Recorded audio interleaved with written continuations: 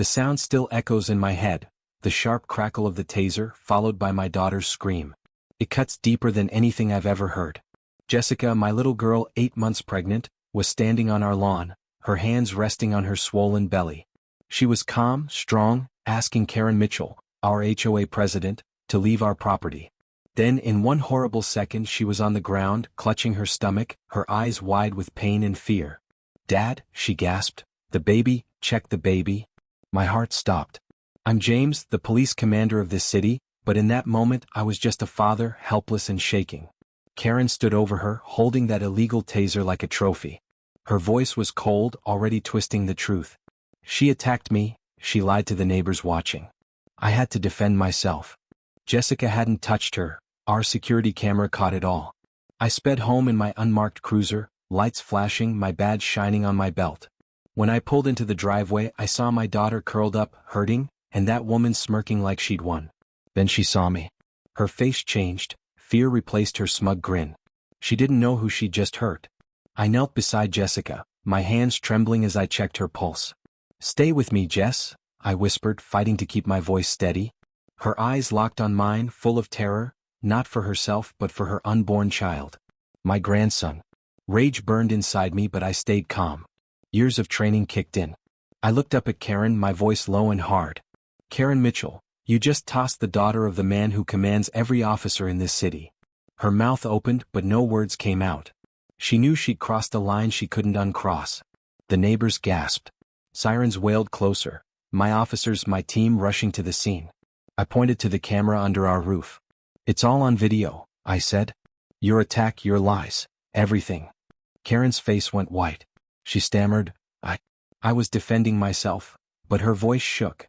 She was trapped and she knew it. My daughter groaned and I held her hand tighter. "You're safe now," I promised, though my chest ached with guilt. I should have protected her sooner.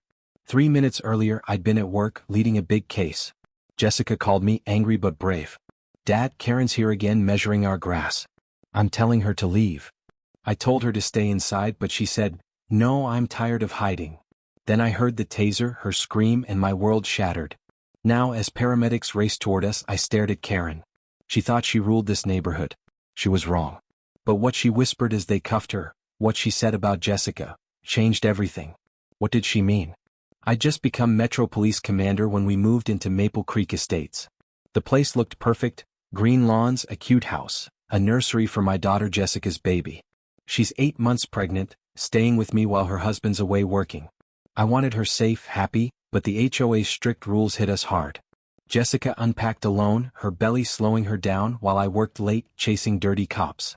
Then a yellow notice appeared, our garbage cans weren't hidden right. She tucked them away, voice shaky on the phone. "Dad, this feels mean," she said. I told her it'd be fine but my heart wasn't sure. Then came Karen Mitchell.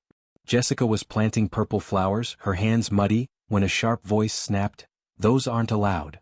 Karen, the HOA president, stood over her, writing a $50 fine. She didn't care Jessica was pregnant, didn't help her up, just walked away. Jessica called me hurt. "Dad, she treated me like trash." I said it was nothing, too busy to see her pain.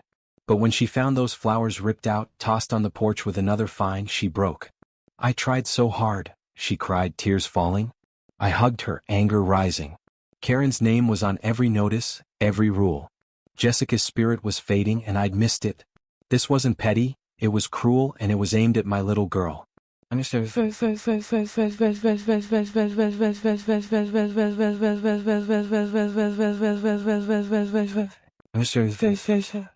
trouble with Karen got worse fast. Jessica wouldn't let it go, she wanted answers. One night, she went to an HOA meeting, her pregnant belly sticking out under her dress. She raised her hand, voice steady, asking why the rules were so harsh. Karen Mitchell sat up front, glaring like Jessica was a bug. "We don't hear from troublemakers," Karen snapped, cutting her off.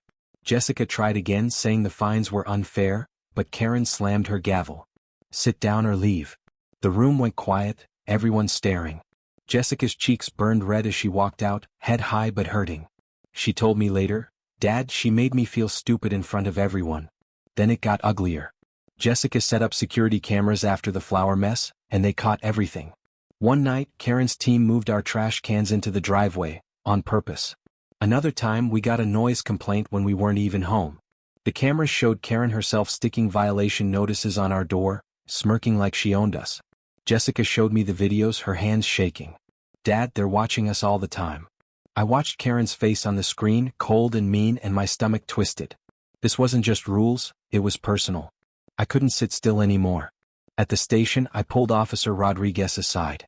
Run a check on Karen Mitchell, I said. He came back with a file that made my jaw drop. 3 lawsuits from other neighborhoods, people saying she harassed them, fined them for nothing, and scared. It all exploded one evening. Karen's team was back, measuring our grass with a ruler like it was a crime scene.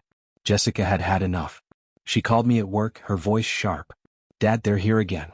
I'm done with this. I was in the middle of a big case chasing corrupt cops, but I heard the fire in her words. Just stay inside, I said. No, Dad, she shot back. I'm telling them to leave. Before I could stop her, she stepped out, 8 months pregnant and fearless. I kept the phone line open, my heart pounding as I grabbed my keys.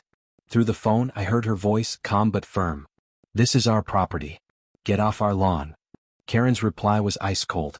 Your grass is too long, $300 fine. Pay it now.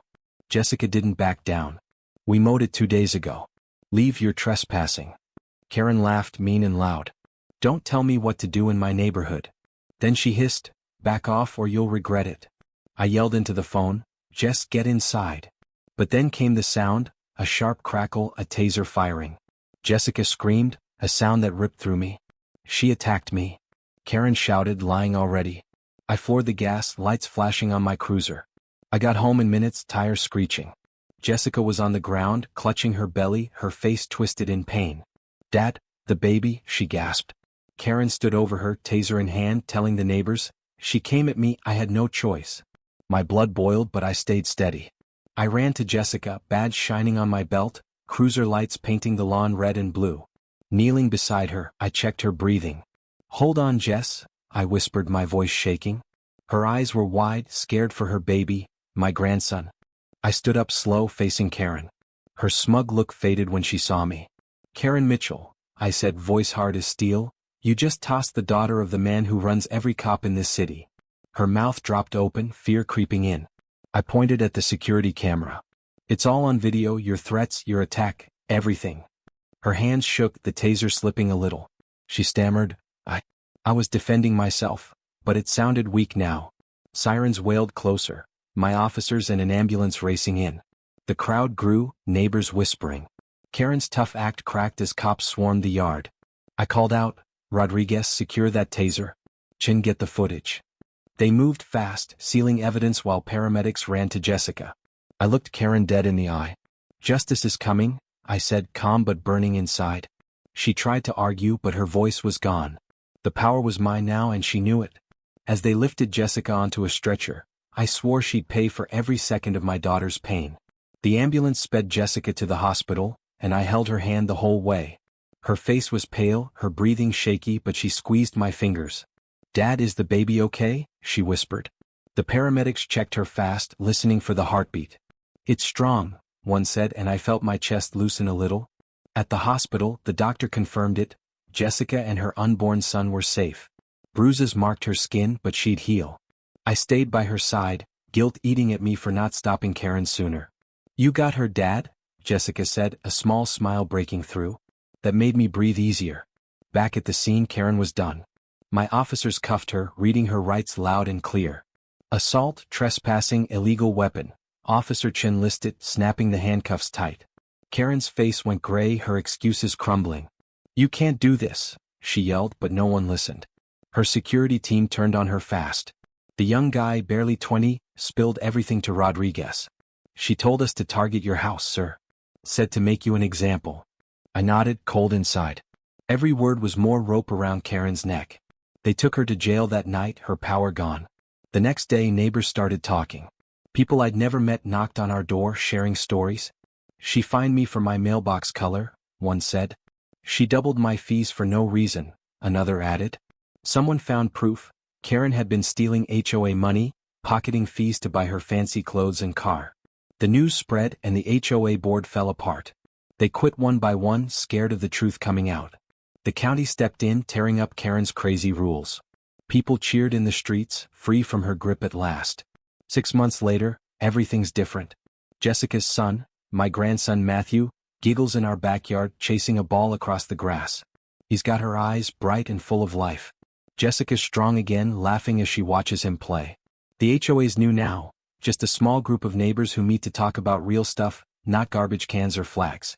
The rulebook's tiny, down to 30 pages, all about keeping us safe, not trapped. Karen's in jail, locked up for 18 months. More charges are coming, stealing, lying, hurting people. Her tyranny's just a bad memory now. I sit on the porch, watching Matthew tumble in the yard. Jessica brings me coffee, sitting close. "You did it, Dad," she says. "You saved us all." I shake my head. "You stood up first, Jess. That took guts."